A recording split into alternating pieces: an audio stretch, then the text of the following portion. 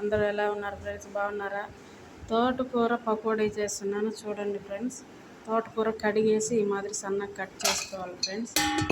ఇదండి ఫ్రెండ్స్, ఎర్రగడ్డలు ఈ మాదిరి పొడుగ్గా కట్ చేసుకోవాలి.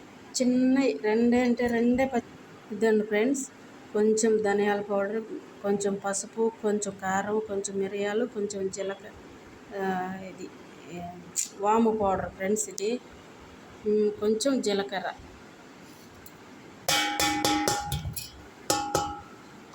ఇదండి ఫ్రెండ్స్, చిన్న ఉప్పు, ఇవన్నీ బాగా కలిపాం కదా. ఇదో ఫ్రెండ్ బియ్యం పిండి. ఇదండి ఫ్రెండ్స్, కొంచెంగా ఉడికి నీళ్ళు వేసుకుంటే ఇలా కలిపేసుకున్నాం ఫ్రెండ్స్. ఇంకా ఫ్రై చేసుకున్నాము. నూనె కాగిపోయింది ఫ్రెండ్స్, వేసుకున్నాము. ఇదండి ఫ్రెండ్స్, రెడీ అయిపోయింది. చూడండి ఎలా వచ్చిందో, బాగా కలర్ఫుల్గా వచ్చింది కదా. లైక్ చేయండి ఫ్రెండ్స్.